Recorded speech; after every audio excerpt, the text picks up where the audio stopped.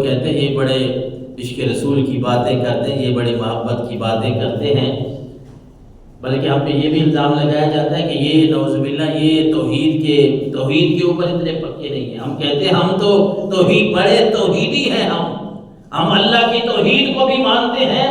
لیکن یہ بات نہیں ہے کہ توحید کی آڑ میں سرکار دو عالم صلی اللہ علیہ وسلم کی شان کو کم کرنا، یہ بھی تو مسلمانیت نہیں ہے نا، کہ ہم یہ کہیں کہ ہم بڑے توحیدی ہیں،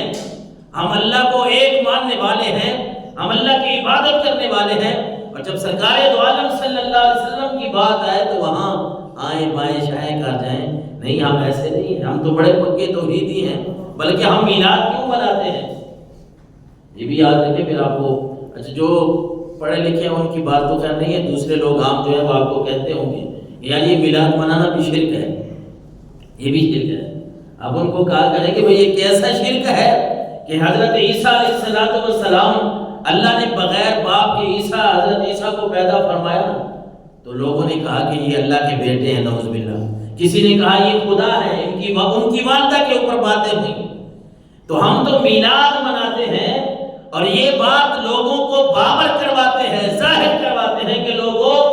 ہم اپنے نبی صلی اللہ علیہ وسلم کی جتنی بھی شانیں پڑھتے ہیں نا، ہم جتنا بھی میلاد پڑھتے ہیں، ہم میلاد مناتے ہیں۔ میلاد کا معنی ہوتا ہے پیدائش کا دن، ہم حضور کی پیدائش منا کے تمہیں یہ پیغام دیتے ہیں کہ ہم اللہ کے نبی کو اللہ کے ساتھ نہیں ملاتے، کیونکہ وہ اولاد سے پاک ہے، اس کی کوئی اولاد نہیں ہے، نہ وہ کسی کی اولاد ہے، اور ہمارے نبی صلی اللہ علیہ وسلم حضرت عبداللہ اور حضرت آمنہ کی اولاد ہیں،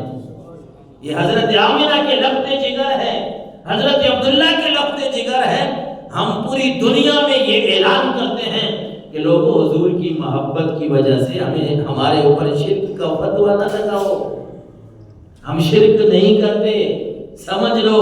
ہم میلاد منا کے لوگوں کو پیغام دیتے ہیں کہ سرکار دو عالم صلی اللہ علیہ وسلم کی جتنی بھی شان ہم بیان کریں وہ تو ویسے ہی کم ہے، لیکن تمہیں جو لگتا ہے نا کہ یہ آقا کی تعریفیں کر کر کے یہ خدا کے ساتھ ملا دیتے ہیں، ہم کہتے ہیں ہم خدا کے ساتھ نہیں ملاتے، خدا تو اللہ الصمد لم یلد ولم یولد ہے، نہ اس کی کوئی اولاد ہے نہ وہ کسی کی اولاد ہے، اور ہم مانتے ہیں کہ ہمارے آقا اور مولا صلی اللہ علیہ وسلم کو اللہ تبارک و تعالیٰ نے حضرت آمنہ کے پیٹ سے پیدا فرمایا۔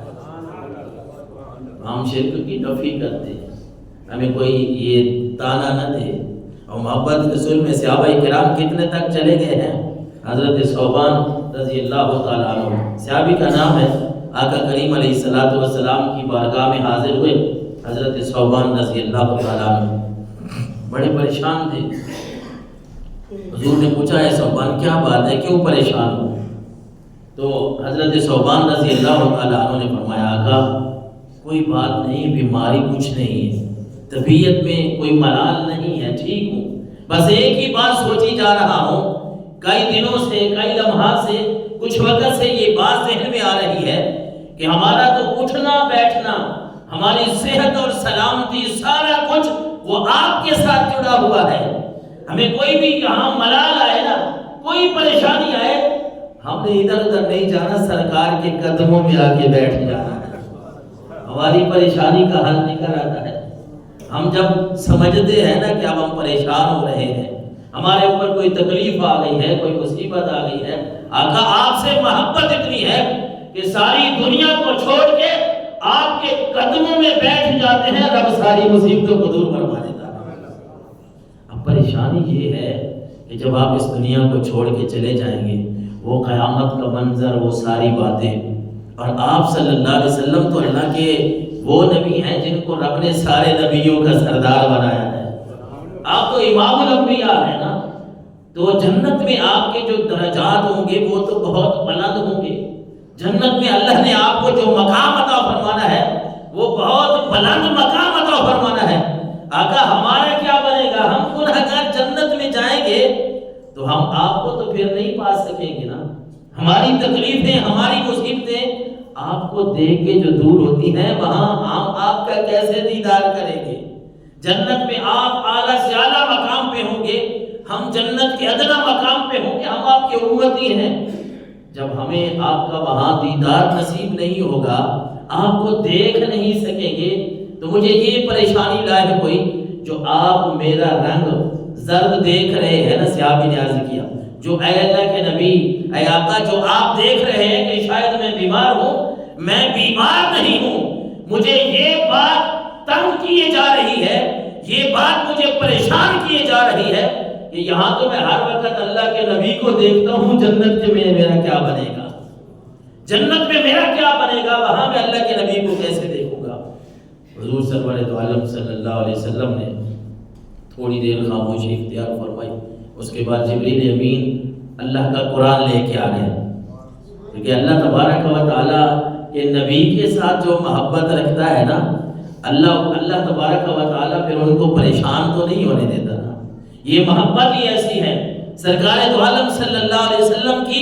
محبت ہی ایسی ہے کہ جو اس محبت میں غرق ہو جاتا ہے دنیا میں وہ تر جاتا ہے، آخرت میں بھی اللہ تعالیٰ اس کو تار دے گا۔ یہ محبت ہے ہی ایسی۔ تو حضرت ثوبان پریشان ہوئے، رب نے قرآن کی آیات نازل فرما دی، وَمَن يُطِعِ اللَّهَ وَالرَّسُولَ فَأُولَٰئِكَ مَعَ الَّذِينَ أَنْعَمَ اللَّهُ عَلَيْهِمْ مِنَ النَّبِيِّينَ وَالصِّدِّيقِينَ وَالشُّهَدَاءِ وَالصَّالِحِينَ۔ اے میرے نبی،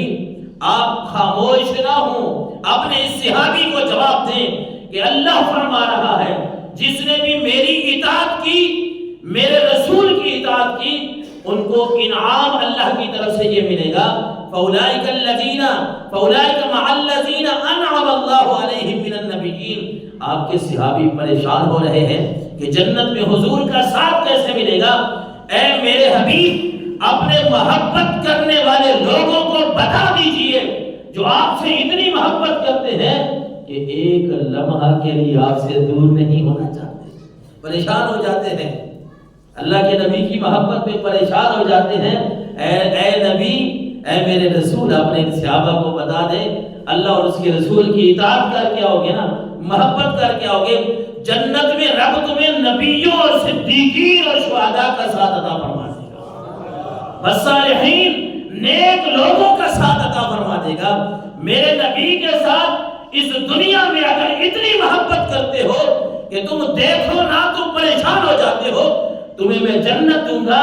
میرے نبی اعلیٰ درجات پہ ہوں گے، لیکن پھر بھی میں تمہیں یہ طاقت بخشوں گا کہ تم میرے نبی کا دیدار بھی کر سکو گے، ان کی خدمت بھی کر سکو گے۔ اللہ اکبر۔ صحابی خوش ہو گیا، اللہ کے نبی سے جو محبت ہے اس کا صلہ تو صرف دنیا میں نہیں، رب نے آخرت میں بھی عطا فرمانا۔ اللہ